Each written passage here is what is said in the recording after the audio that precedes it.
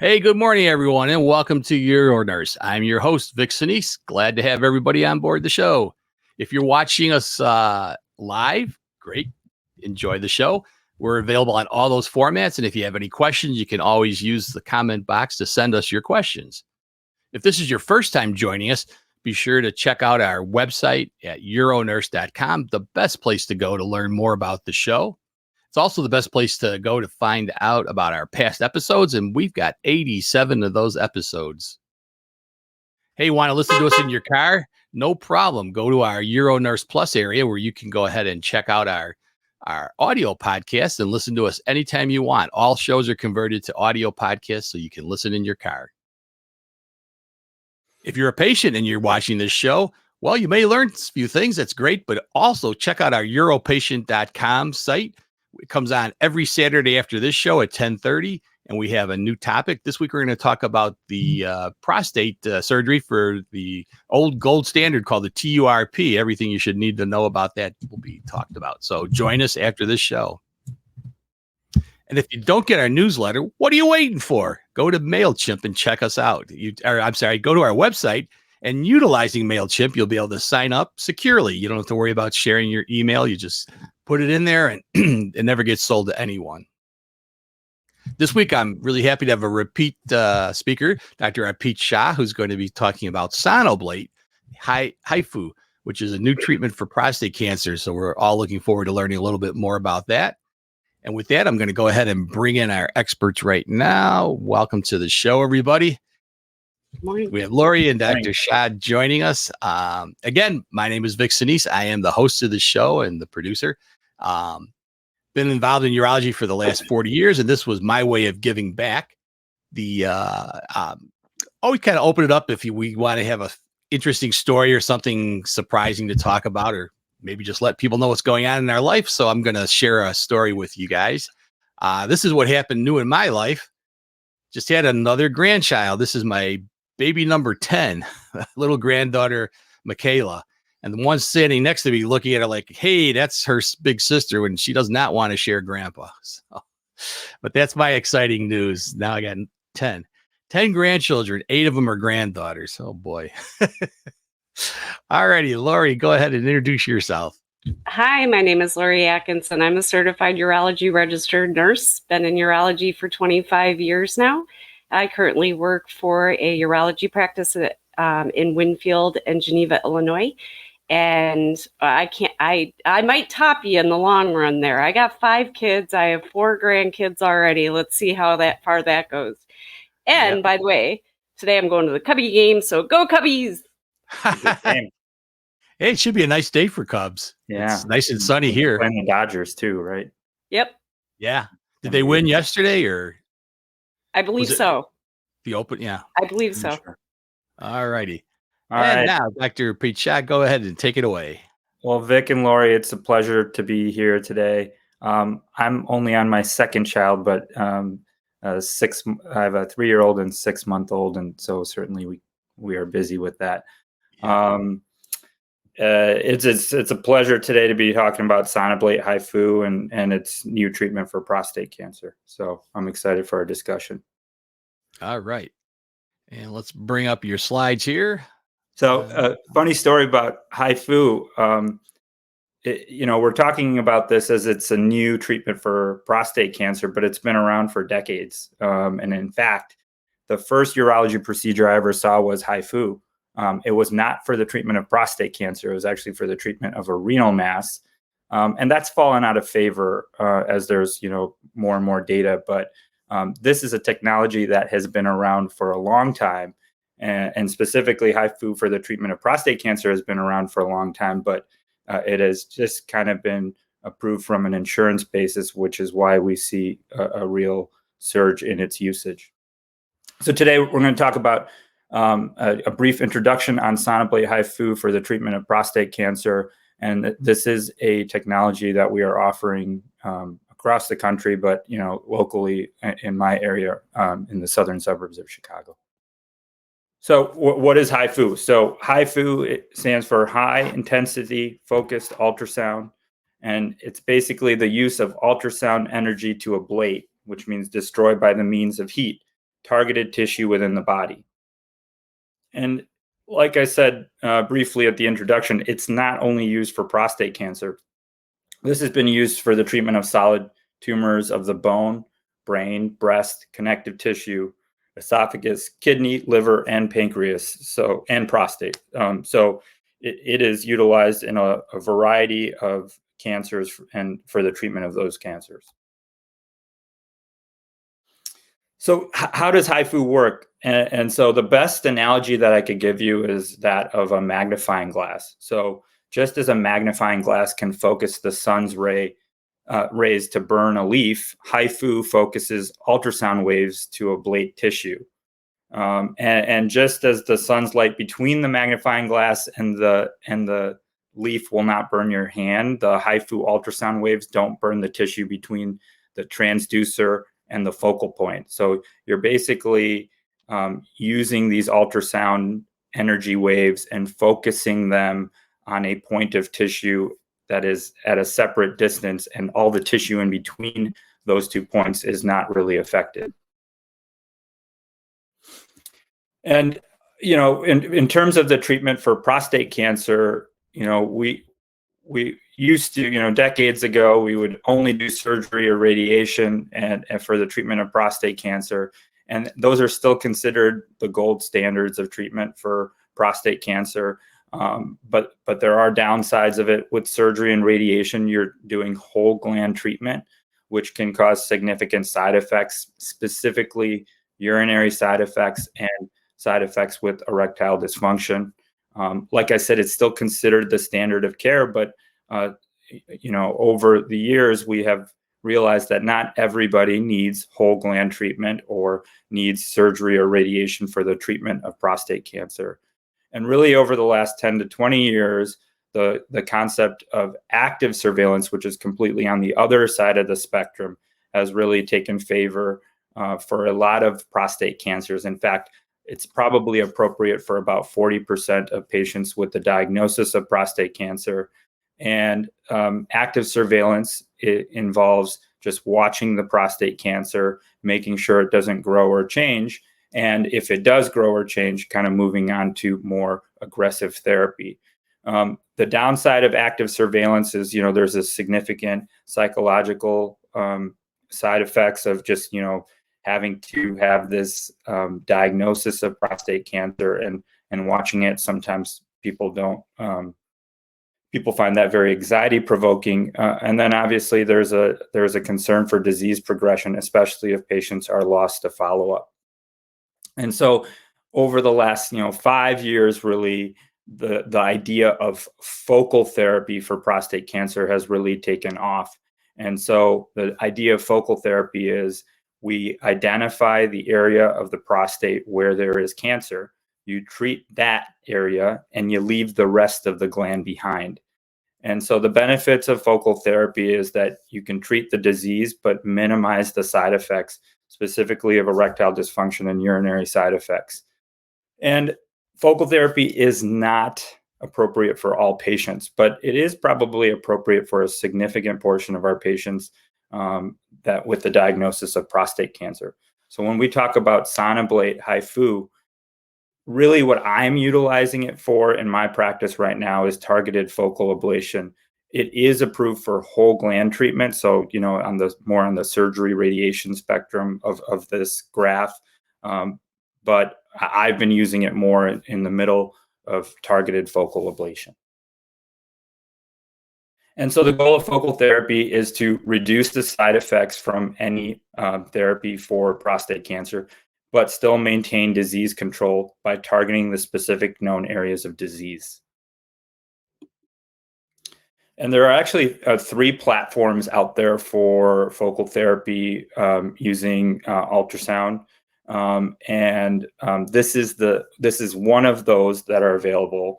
And the picture on the screen is the picture of the setup. It's a very easy kind of mobile apparatus. This can be brought into hospitals or surgical centers and really do not take up a significant portion of space within the operating room. What's involved is you'll see the transducer, which is very similar appearing to a transrectal ultrasound. You'll have the monitor, and then you'll have the machine, as well as kind of a cooling tray. And really, this is all you need. The procedure is not done completely sterilely. It doesn't have to be done completely sterilely, just like a prostate biopsy is not completely sterile. And really, there's no incisions. You just do the whole procedure using the transducer, which is placed into the rectum of the patient. So, essentially there's three steps in this. So the first step involves putting the transrectal ultrasound and probe into the patient's rectum and identifying the prostate and making sure that everything is kind of collinear and set up where the prostate is completely mapped out. The second step involves the physician and the Sonablate tech to use the ultrasound to map out the zones of the prostate gland that need to be treated with HIFU energy. And we can integrate MRI data. So just like we can do an MRI fusion biopsy, we can use the same MRI pictures to overlay those pictures with the live ultrasound with Sonablate and really pinpoint the location of a lesion that might have been seen on an MRI and to make the plan to treat only that lesion. And once you've kind of mapped everything out, the physician will start the procedure and really start delivering the HIFU energy to create small overlapping lesions in the prostate. So you're ablating bit by bit little segments of the prostate gland and the areas that you targeted, and each kind of zone of ablation is about the size of a grain of rice. And so you're kind of breaking down the prostate into little grains of rice and going through your plan and ablating the tissue. The big thing is that you ablate the tissue that needs to be ablated, and then the tissue that does not need to be ablated, such as the area where the neurovascular bundle might be, where those are where the nerves that control erections go along the prostate are not affected, and then you spare the areas around the urethra. So what makes Sonablate HIFU different is you can use the MRI fusion technology. So I think that's really nice. We do MRI fusion prostate biopsies all the time. Why can't we use that same technology when we treat the prostate cancer? And so you can do that. The second thing is you have very pinpoint accuracy while sparing untargeted tissue during the ablation process. And what I think is the most interesting thing about Sonablate is the computer program will analyze how well that tissue that you're ablating has been treated. So that third picture that you see on the screen, you see a series of yellow and orange and green boxes. And those are each grain of rice, that you're treating in the prostate. And it'll give you real-time feedback in terms of how well that tissue has been ablated using visual characteristics and changes of the ultrasound. So this kind of even goes over my understanding of computer programming, but essentially it will analyze how the tissue looked on ultrasound before the tissue was ablated and then after, and make sure that tissue has changed sufficiently enough that it has been treated effectively. So you can identify areas that have been undertreated and retreat those areas at the moment of the ablation, which is really neat. So like we talked about, this is a customizable treatment to meet the individual patient needs. So it allows for customizable treatment based on where the cancer is and what the goals of the patient are and the physician in terms of treatment. And so it allows the urologist to tailor the treatment plan and address the individual needs of each patient, avoiding critical structures like we talked about that affect urinary continence and erectile function. And it provides this real-time feedback while you are treating this, and that's the tissue change monitoring feature, which I have another slide about. And so It has been approved and it's utilized for focal treatment. So if you have a lesion that is visible on MRI or ultrasound, you could just treat that focal area. You could do hemigland treatment. So let's say all the cancer that you have found is just on one side of the prostate, then can we spare the other side of the prostate potentially? And so you can do hemigland treatment. And then it is also used for whole gland treatment, where if you have diffuse prostate cancer, you can use this therapy. I typically do not use it for whole gland treatment. In my opinion, if you need whole gland treatment, I tend to lean towards the more standard treatment options, which are radiation or surgery. So this is that slide again on tissue change monitoring, which I think is really the coolest part of the Sonablate technology. So this is live measurements of tissue change using ultrasound imaging, and it's presented on the screen to the tech and the physician while the treatment is in process, and it tests for adequacy of tissue treatment change after ablation. And so what this basically allows us to do is if that picture that you see in the middle was the area that we wanted to treat, all of those green boxes have been undertreated. And this allows the surgeon to re-ablate those specific areas of tissue that may have not been adequately treated. And kind of what we talked about, just the procedure itself, it starts with the ultrasound going in transrectally. We then utilize the ultrasound to map out the zones of the prostate that need to be treated. Then once we have completed the planning, the procedure will start and the HIFU energy will begin to create small lesions in the prostate. Throughout this time, not only are we looking at the prostate and making sure that the tissue is changing appropriately and being ablated, but we also have a series of measurements in terms of how much heat is dissipating to surrounding tissue, such as the rectum. And so if at any point we feel like the rectum is heating up a little bit too much, meaning that there could be some, potential, risk of injury to the rectum, then we would kind of stop the procedure, allow the rectum to cool down, and then restart the procedure at that time. So we are monitoring about 20 things at once while this procedure is going on. So we are making sure that we're treating the tissue that's needed to be treated and leaving all the other stuff behind.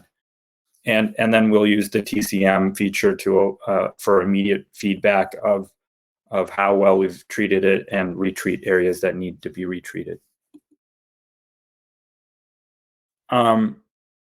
We've kind of talked about this. This is radiation free. This is healthy tissue sparing with minimal side effects. We're going to go through some of the data and of what we know of the benefits of this procedure and kind of what the outcomes are. How does it work in terms of flow? So it is a 2 to 3 hour procedure that is done with anesthesia, general anesthesia. We want the patient to be completely still during this process because we are trying to be very precise. So if we cannot allow for any movement of the patient during the procedure. This is an outpatient procedure, meaning the patient goes home the same day. They do have a catheter, and we'll talk about catheter time, but usually it's about 3 to 7 days for my patients. They do not require any really pain medications, specifically narcotic pain medications. I do not give anything like that. I do give some Toradol, which is an NSAID, and they can take some Tylenol as needed. But really, there is minimal pain with this procedure. And most patients can resume a completely normal lifestyle once the catheter is out. So I don't really have any restrictions in terms of physical activity or exercise after this procedure once the catheter is out. And the idea is, once again, lower side effects. And it is known to be a repeatable procedure if necessary. I have not used it as a repeated procedure. Usually, if I believe that if you have a cancer, you've had one therapy and you have failed it, you should probably look to a different form of therapy. But that's just kind of my bias and how I think about it.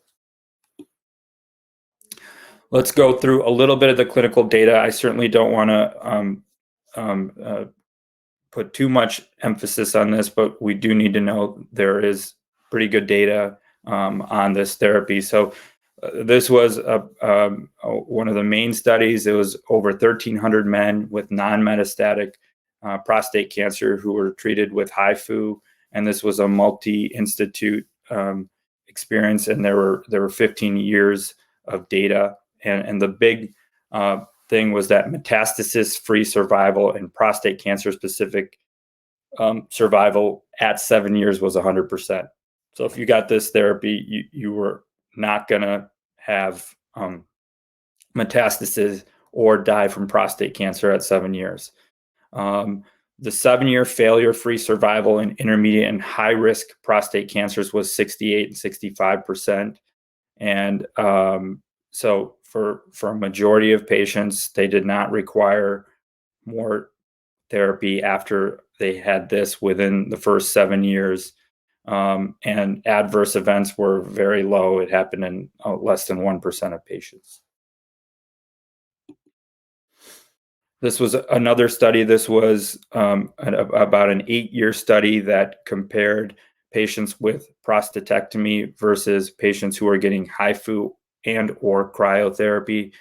So essentially focal therapy versus radical prostatectomy. And essentially the oncological outcomes over 8 years were similar between focal therapy and radical prostatectomy in patients with non-metastatic, low or intermediate risk prostate cancer. So it's certainly a safe form of treatment for those patients and equivalent in terms of oncological outcomes at 8 years. There's been several studies that have come out and clinical data for targeted HIFU procedures. So these are the focal HIFU procedures. And, this is a table kind of summarizing all of them. But I just want to highlight certain things from what the studies have shown. And they've been relatively consistent amongst the studies in terms of what they show. So we are treating patients with clinically significant prostate cancer. So I'm not utilizing this for my Gleason 6 prostate cancers. I tend to favor those for active surveillance. But these are Gleason scores of 7 or higher in a majority of times in these studies. So, anywhere from 69 to 89% of patients in these studies have clinically significant prostate cancer.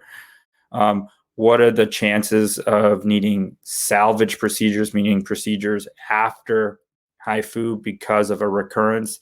Well, it ranges from 7 to 13% in these studies. These studies have various follow-up ranges that go from anywhere from 2 years to about 5 years. So, in 10 years, those numbers are going to be higher. And I certainly will quote patients of a higher risk of needing salvage therapy. But this is really where the cool parts of these studies comes out. So what percentage of patients retain continence? It's anywhere from 95 to 99% of patients who get focal therapy.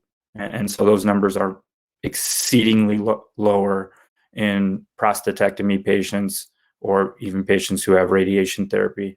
And the other thing is what percentage of patients retain their sexual function. And it's a little bit cut off there, but it's all in the mid 80s, which is, once again, much more better than surgery and radiation. So you're really sparing the tissue that preserves continence and sexual function. A little bit about my experience. So I've been doing this not that long, quite honestly, for about 6 months, but that has largely been due to just the insurance has now been paying for it for the last 6 months. And so before then, most patients were not getting this because the out-of-pocket costs were too high. Who do I offer this to? So I offer this to my patients who might have had progression on active surveillance, patients with small tumors or unilateral disease, and then if I have specific referrals of appropriate patients who are interested in HIFU. So I sometimes we'll have a colleague of mine send a patient over and said, hey, this guy really wants HIFU, and can you talk to him about it? Realistically, I'm very, very specific in who I offer this to. And I know I can offer it to a higher population of people, but what I offer it to is if you have clinically significant prostate cancer that needs treatment, that there is a lesion visible on MRI. That lesion, when targeted and biopsied, is positive for the clinically significant cancer, and that the other areas of the prostate that are sampled on biopsy do not have significant disease. So if you hit kind of all of those criteria, I'll be mentioning HIFU.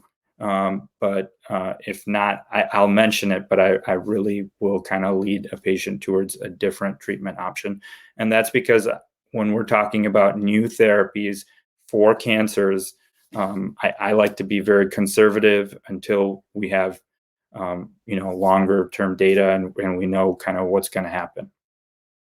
What's my staging protocol? So obviously patients will have a PSA, they'll have a multiparametric MRI of the prostate, they'll have a targeted biopsy of the region of interest and a standard 12-core random prostate biopsy. There has to be confirmation of unilateral or focal disease. I will counsel patients on all their treatment options and only offer HIFU to patients who are appropriate. And then I emphasize the risks specifically to focal therapy and the possibility of needing retreatment, which I think is higher than your conventional surgery or radiation. And I also like to emphasize what success is, and we can have a discussion on this later on, but it's very important to define what success after therapy is. Your PSA is not going to go down to 0. It's not like a prostatectomy. And so we are looking for PSAs that drop but remain stable and no new or signs of progression on MRI. So post-procedure, like we talked about, catheter 3 to 7 days. I have not had any catheters that I've needed to keep over a week. They've all been done as an outpatient. I've had no major complications. Continence is similar to the national outcomes, 98%. I mean, I have not had any patients that are incontinent after this procedure. And sexual function is similar to national outcomes of 85%. My follow-up protocol, PSA and MRI at 6 months. And then I do a PSA every 6 months and an MRI for cause thereafter. So if the PSA is rising, then I'll do another repeat MRI. I don't repeat a biopsy unless there is cause. So unless the PSA is increasing or the MRI is showing something new or something growing. I've had no HIFU retreatments to date, but I expect anywhere from about a 7 to 15% chance of needing further therapy for my HIFU patients in the first 3 to 5 years based on the national data. And that's kind of what I tell my patients. And we're doing a very good job of prospectively tracking our outcomes to making sure that they are consistent with what the studies tell us they should be. That's kind of my presentation. We do have 3 urologists in my group who are offering this procedure, Dr. Aaron Berger, Dr. Rajesh Patel, and myself. And so if you need any more information on this procedure, you can certainly visit sonablate.com or visit our website to make an appointment if you want to talk about this further. Great. That was a great presentation. A lot of interesting information out there. So we'll open up to questions. If anybody from the audience has questions, use the comment box to send those. Lori will pop those up on the screen for us. I'm going to start out. So this kind of, to me, seems very similar to cryotherapy. Would you say that? It is in concept. So cryotherapy has been used for focal therapy for prostate cancer for decades. The difference is that I think it's more precise and certainly has a much lower chance of erectile dysfunction than cryotherapy has. So cryotherapy, one of the downsides is that the risk of erectile dysfunction is very high. So I think we're really reducing that chance of erectile dysfunction or, freezing and causing damage to the urethra as well. So I think the side effect profile will be less. I also have heard anecdotally that treatment after a failed HIFU is much easier than treatment after a failed cryotherapy when it comes to surgical management. So much less scar tissue around the prostate, allowing a much easier dissection and a lower risk of any damage to surrounding structures during prostatectomy after failed treatment. Yeah. And my follow-up would be, and I know you haven't done a lot of these, but the serious side effects, like we sometimes saw with cryotherapy, like fistula formation, rectal fistulas, etc. Has that been in the literature at all, or? Yeah, so it's been in the literature. It's reported as 0.5% of significant side effect, and that includes rectal fistula, damage to the rectum, or any surrounding structures. So I think it is very low. And as this technology continues to evolve, we're going to have continued improvements in being able to monitor the rectum while we do the procedure to make sure those things don't happen. But to date, I've not had any of those complications. And Lori, do you have any questions before I hog all of them? I had a lot of questions, but you answered them kind of towards the end. But I did have one question. Are you still able to perform procedures for BPH afterwards, or even during the procedure? That's a great question. I will say absolutely you can offer kind of any of the therapies for BPH afterwards.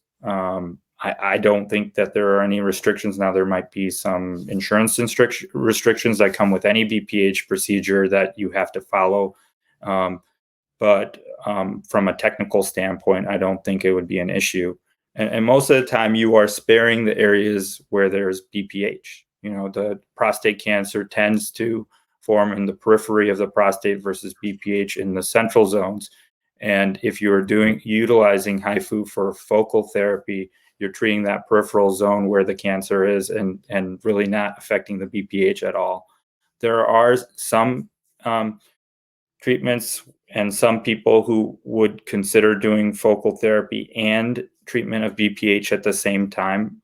I don't really do that or offer that because I would like to see how well their prostate cancer responds to therapy before we're subjecting patients to another procedure there that might impact their choice in subsequent prostate cancer treatment or affect the outcomes of subsequent prostate cancer treatment. So we certainly know that after BPH procedures, radical prostatectomy can be a little bit more challenging, and there might be higher rates of urinary incontinence or erectile dysfunction if you've had a BPH procedure.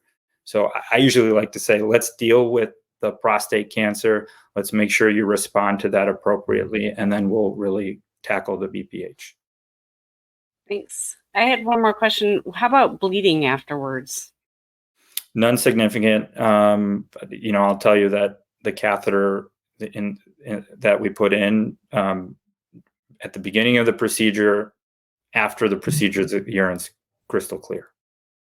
So we've had no rates of transfusion, hematuria, or readmission after this procedure for any of my patients to date. Could it technically happen? It could, but I have not seen it. Great, thank you. And where are the heat monitors for this? Is it built into the probe? Is there a catheter with the heat monitor for urethra? This is kind of the neat thing. It's not specific temperature monitors. It is using how the tissue looks on ultrasound and the pixelation quality change in terms of how bright it looks on ultrasound as a surrogate for heat. And it's also a surrogate for how well the tissue is ablated. So you're not having kind of a temperature probe in the traditional way, but you're probably picking up things much more accurately and in areas where a temperature probe could not be, which is very neat. Now, the one thing I noticed is your time for the procedure, 2 to 3 hours. And I know this is taking little pinpoint sections. Is that for like a small nodule? Because you had mentioned that's really who you're focusing it on, is somebody you pick up on like an MRI nodule that you can actually aim at.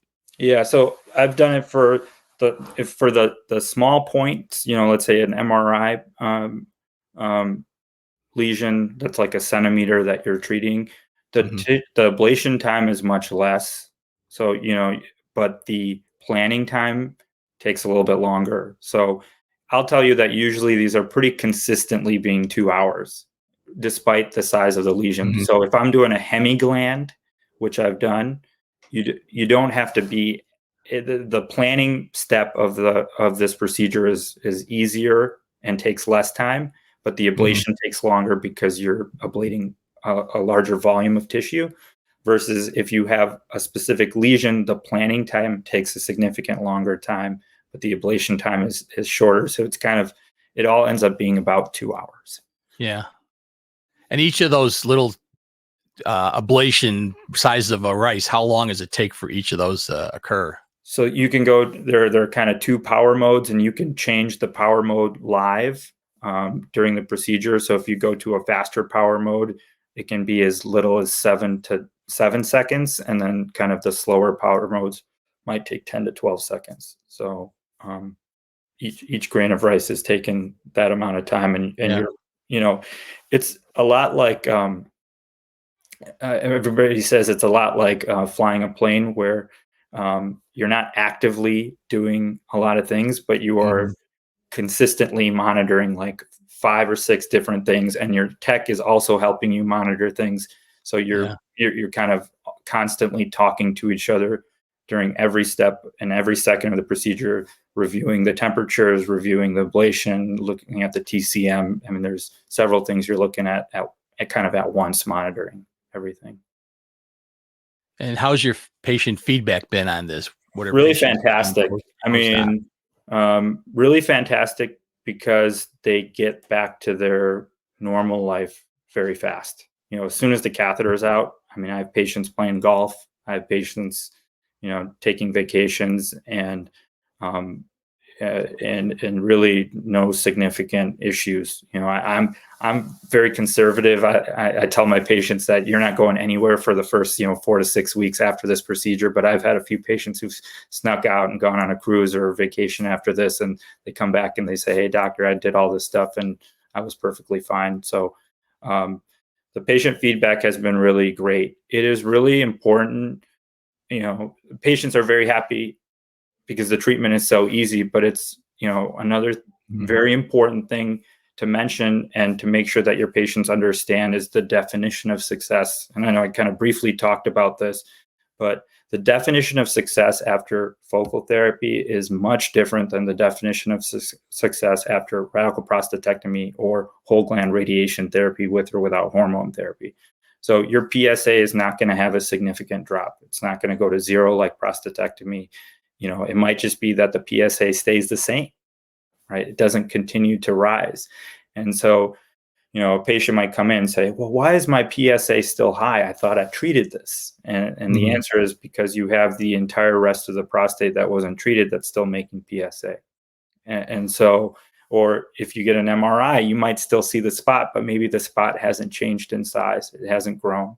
Hopefully you don't see a spot, or hopefully it looks like that spot has been treated on MRI. But MRI reads are subjective at times, and we also, we are looking for a lack of progression rather than a complete response to therapy when we're talking about focal therapy. So the definition of success can be challenging, not only to your patients, but if I do a HIFU on a patient and I have another provider within my practice see the patient during any point of follow-up, they need to be aware of what really success is and what success isn't, so the communication is consistent, and we're triggering further workups and further treatments for the appropriate patients. So what would be your typical follow-up be? Repeat PSA in something, or? Yeah, I do a PSA, kind of what we talked about. I do a PSA and an MRI at 6 months. And then I'll do a repeat PSA every 6 months after that. and typically, and sometimes I'll do 3 to 6 months, but depending on kind of the anxiety of the patient as well as kind of how aggressive the disease was. But typically 6 months PSAs, MRI at 6 months, and then an MRI or a biopsy for cause. The PSA is going up. The MRI shows a lesion that is new or is growing. Those are the reasons why I'll do a biopsy. But if the PSA is staying flat and the MRI does not look any different, then I'll just use PSAs for follow-up. Gotcha. We're still seeing these patients, 5 to 10 years after treatment. So it's very important to have long-term follow-up because we know that there is a failure rate with this therapy, and it's very important to be very upfront with your patients with that you're choosing a therapy that will work about 85% of the time, but 15% of the time within 5 years, you're going to need more treatment. And so it's very important that you follow up for a long period of time. And then when and if you have the news that you need more therapy, that they're not surprised. And last week's discussion was about PSA, and it's overdiagnosing cancers, et cetera. But one of the things we got into was all these other variations on PSA, like free PSA, biomarkers, et cetera. Did they play any part in your follow-up, or just the PSA and MRI? So I think in things like, ISO PSA or EXO have not been really studied in the post-treatment or the active surveillance models, really. They are actively working on those studies. And so I really don't use those at this point post-treatment. I just use standard PSA. And okay. I really, and I use MRI because these patients that I'm treating with focal therapy, they have spots visible on MRI. So I think that's kind of the best test that we have for it. Yeah, makes a lot of sense. Good. Lori, you have any other questions? Or were there any questions from the audience? No questions, but Katie said excellent presentation and new information. It's new information for me too. I just had a patient recently say, can't they just take that piece out? Well, this is kind of another option, Yeah. Focal therapy has really exploded over the last 5 years. It's included in many guidelines for prostate cancer, and there are several different technologies that are currently being investigated for the treatment of focal prostate cancer. In fact, the company that originally made Resume, which is the water vapor therapy treatment for BPH, is utilizing a similar technology to see if they can use steam to focally treat prostate cancer. There's also some talks about aquablation and Procept using a similar type of therapy for the treatment of focal prostate cancer. And then outside of Sonablate, there's something called TulsaPro, and there's another focal therapy platform that is used for HIFU. So it certainly has sparked the interests of patients, physicians, and entrepreneurs across the country. Yeah. Almost kind of seems like how breast cancer originally, when it was first diagnosed, you'd find a lump and they did a mastectomy, entire removal of the breast. And then now, same thing with prostate gland. We're finding, little nodule that contains prostate cancer. Radical prostatectomy was a treatment. Then blast the whole thing with radiation. Now we're trying to focus in on that nodule again. And I think that we'll probably find that in the future, that's going to be the key to success. Yeah, I think it's that's kind of been the trend, is that unfortunately prostate cancer is always following the tails of breast cancer and uterine cancer in terms of treatment. And so the treatment for breast cancer is very precise and it uses a variety of genetic testing to dictate treatment, and precision therapy is kind of the hot word for breast cancer, and prostate cancer is hopefully catching up with that. So we can offer our male patients with prostate cancer kind of the same precision therapy that a lot of women get for breast cancer. Yeah. Oh, great. This has been a great discussion, and I hope we'll be able to convince you to come back on the program maybe in a year from now to fill us in on where we're at with this. And it's amazing for me just to see how much things changed in, my short career. Well, short career, 40 years, but prostate BPH therapies have become now minimally treated, and prostate cancer, which was radical, is now becoming minimally treated. And all these things are great for patients because, as somebody who, as a nurse, we tend to see a lot of the side effects, incontinence, erection problems, etc. All those things go down as we minimize what we do. So it's really a great thing. So Yeah. enjoyed our talk. I'm going to put a commercial in for next week's show. Circumcision is a surgical procedure that involves the removal of the foreskin from the penis. It has been a subject of considerable debate regarding its risk-benefit profile. Proponents argue that circumcision offers various health benefits, including a reduced risk of urinary tract infections, sexually transmitted infections such as HIV, and penile cancer.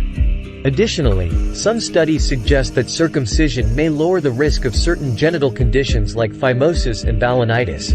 Moreover, cultural and religious considerations often play a significant role in the decision-making process for circumcision. Join us next Saturday at 9 a.m. Central Time to learn more on uronurse.com. So yeah, join us next week. We're going to talk about circumcision and, some of the, questions, how it's done on children, how it's done on adults, and I should say infants and adults, and should we even be doing it? So be interesting to join us for that. Hope everybody has a nice weekend and enjoy this sun that's coming out and the better weather. And hey, it's spring, I believe. So we'll see you all again next week on uronurse.com.